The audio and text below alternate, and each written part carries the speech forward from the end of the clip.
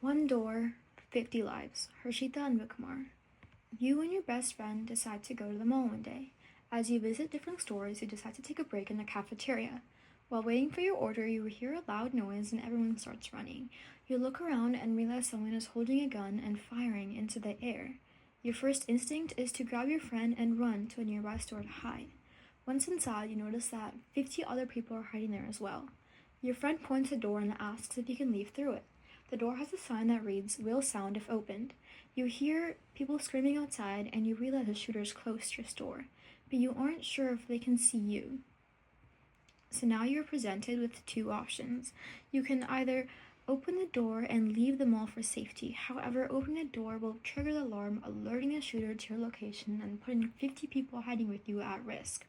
Or you can remain in the store and hope that law enforcement arrives quickly before the shooter enters. Now, Ultaritarianism states that the moral right action is the one that produces the greatest overall good for the greatest number of people, so which option minimizes overall harm and maximizes safety.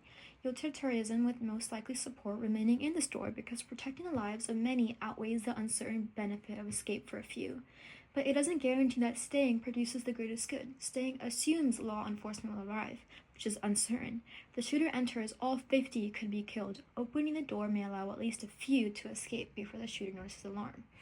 This leads to ethical egoism, which states that the moral right action is the one that best serves one's own self-interest. In this case, your life is your top priority, which means opening a door is completely justified. But deontology states that actions are morally right or wrong based on rules, duties, and rights, not outcomes. So this ethics emphasizes moral duties such as the duty not to harm others. Opening the door knowingly triggers an alarm that can endanger others, violating the duty to avoid causing harm. However, it also states that individuals have a moral right to preserve their own life. This ethics emphasizes rights, including the self-defense. You aren't directly harming others by opening the door, the shooter is. Opening the door is permissible because individuals are not obligated to sacrifice their own life, even for others. So, what have we learned? We have learned that ethical decisions made under extreme uncertainty can't have a single right answer. Each framework offers a different lens, which leads to another conclusion. Moral reasoning requires us to balance principles with human emotion and contextual awareness. So the value of the dilemma lies not in the choice, but in recognizing how our frameworks shape what we believe we ought to do, and why reasonable people may disagree.